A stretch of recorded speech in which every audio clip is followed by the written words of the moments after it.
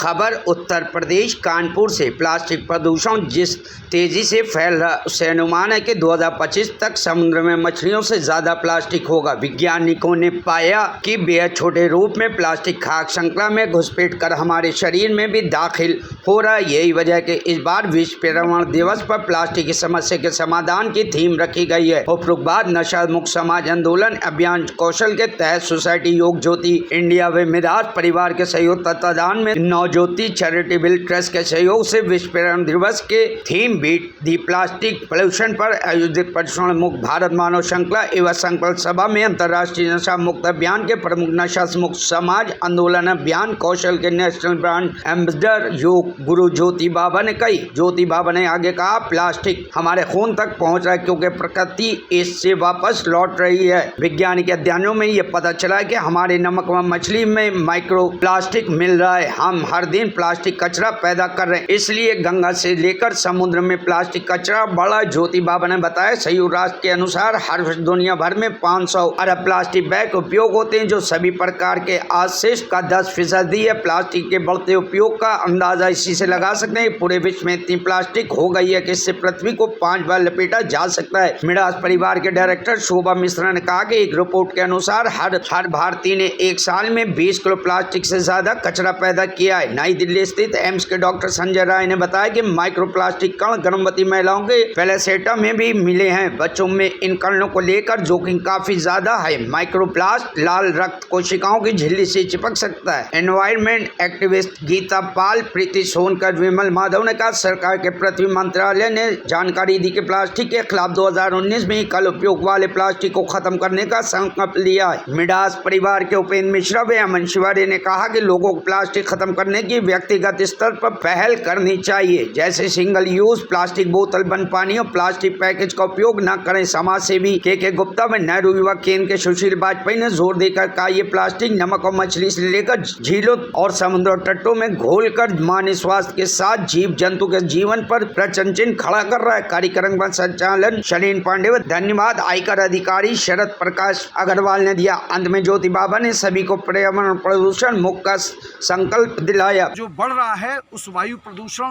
को बढ़ने से रोकें। जो जल प्रदूषण बढ़ रहा है वो जल प्रदूषण को रोकें। जो भू प्रदूषण हो रहा है, जो हम आज खेतों में जो उपज से ज़्यादा खेती ले रहे हैं उसके लिए भयंकर यूरिया का इस्तेमाल कर रहे हैं, जिसके कारण कि हमारा जो सॉइल पॉल्यूशन है वो ज़बरदस्त तरीके से बढ़ रहा है। इसलिए आज हम सब लोगों को ये चिंतन करना होगा। विश्व पर्यावरण दिवस इसी चिंतन का दिवस है। हमें चिंतन करना होगा कि कैसे और किस तरीके से हम अपने पर्यावरण को उज्जवल और स्वच्छ बनाएं। एक बात और कहना चाहता हूँ, जिस प्रकार से तंबाकू का उपयोग बढ़ रहा है, आने वाले समय में बहुत जल्दी हम लोग तंबाकू एक्सेस होने के कारण जो खाद्य पदार्थ हैं वो कम होंगे। क्यों? क्योंकि हमारे पास लैंड उतनी ही है, जो हमारी उपजाऊ भूमि है, जब उसमें तंबाकू उत्पादन किया जाएगा, तंबाकू का उसमें उत्पादन जब ज़्यादा से ज़्यादा किया जाएगा तो खाने वाली उपजाऊ लैंड कहाँ से लाओगे? क्या चंद्रमा और मंगल ग्रह पे जाकर के उपजाऊ करोगे? इसलिए आज जो बढ़ रही, जिस प्रकार से तंबाकू की खपत बढ़ रही है, उस प्रकार से आने वाले समय में कहीं ना कहीं खाद्य पदार्थों की बहुत कमी होने जा रही है। आपके माध्यम से केवल अंत में एक बात कह करके अपनी बात को विराम दूंगा कि यदि वास्तव में 5 जून विश्व पर्यावरण दिवस को हम लोग अपने जीवन में सार्थक करना चाहते हैं, आने वाली पीढ़ी के लिए बेहतर प्लेनेट, हेल्दी प्लेनेट चाहते हैं, तो कहीं ना कहीं प्लास्टिक का उपयोग कम से कम करें। जय हिंद, जय भारत। बाबा जी, देश के लिए पर्यावरण पर क्या संदेश है आपका?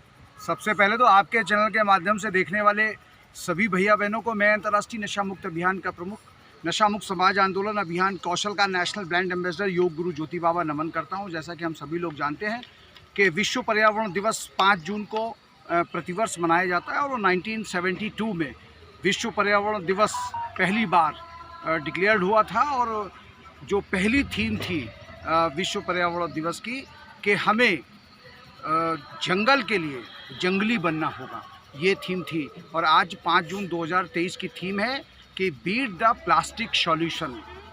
बीट द प्लास्टिक सॉल्यूशन मतलब हमें जो प्लास्टिक जिस लेवल से बढ़ रही है, वातावरण में जिस लेवल से प्लास्टिक का सिस्टम बढ़ रहा है, वो निश्चित तौर से हमारे प्लेनेट के लिए उपयुक्त नहीं है, हमारे समुद्रों के लिए उपयुक्त नहीं है। आपको जानकारी दे दें कि समुंदर में आज बहुत बड़ी तादाद में जो प्लास्टिक है वो डंप हो गई है और वो प्लास्टिक समुद्री जीव जंतुओं के पेटों में जा कर के उनका जो पारिस्थितिकी तंत्र है वो पारिस्थितिकी तंत्र कहीं ना कहीं उसने ख़त्म कर दिया है।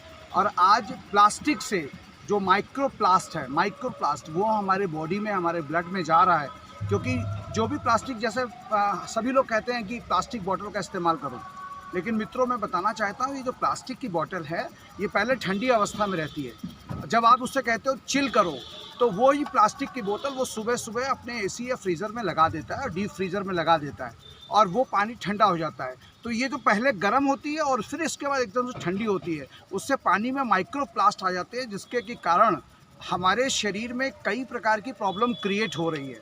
इसलिए आज विश्व पर्यावरण दिवस पर मैं ज्योति बाबा देश के युवाओं को, देश के जनता को केवल एक ही संदेश देना चाहता हूं कि यदि कोरोना जैसी परिस्थितियां दोबारा नहीं चाहते हैं, आप नहीं चाहते हैं कि दोबारा कोरोना हमारे देश में अटैक करे, तो अपने पर्यावरण को शुद्ध करें, अपने वायु प्रदूषण को। Bureau report, news hub Bharat.